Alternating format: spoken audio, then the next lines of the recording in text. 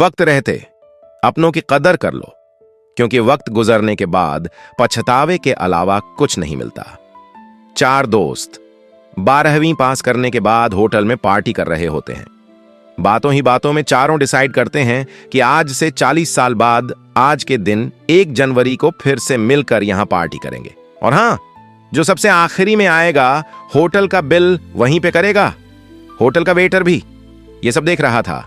उसने कहा, अगर 40 साल बाद में भी यहां रहा तो मैं आपकी पार्टी जरूर देखूंगा। 40 साल बाद जब पहली दोस्त पहुंचता है तो देखता है कि वह होटल अब 5 स्टार होटल बन चुका है। वहां पर सब कुछ बदल चुका होता है। एक आदमी उसे पहचान जाता है।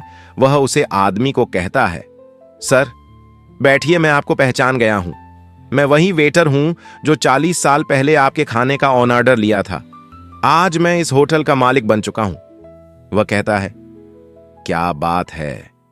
इतने में दूसरा दोस्त भी आ जाता है। दोनों की बातचीत शुरू होने लगती है। दोनों में बिजनेस की बातें होने लगती हैं। दोनों अपनी अपनी बातें शेयर कर रहे होते हैं कि तीसरा दोस्त भी वहां पहुंच जाता है। लेकिन चौथा दोस्त अभी नहीं आया। तब वह होटल का मालिक बोलता है कि आप खाना ऑर्डर कीजिए, मेनू बताइए। तब तक चौथा दोस्त भी आ जाएगा। अब खाना भी लग गया और तीनों दोस्त उदास मन से डिनर शुरू करने लगते हैं। पूरा डिनर खत्म भी कर लिया, लेकिन चौथा दोस्त अभी तक नहीं आया। जब बिल पे करने की बारी आती है तो तीनों दोस्त बात करते हैं कि विकास तो अब बड़ा आदमी बन गया, इसलिए हमें इग्नोर कर रहा है। चलो हम ही बिल पे कर देते हैं।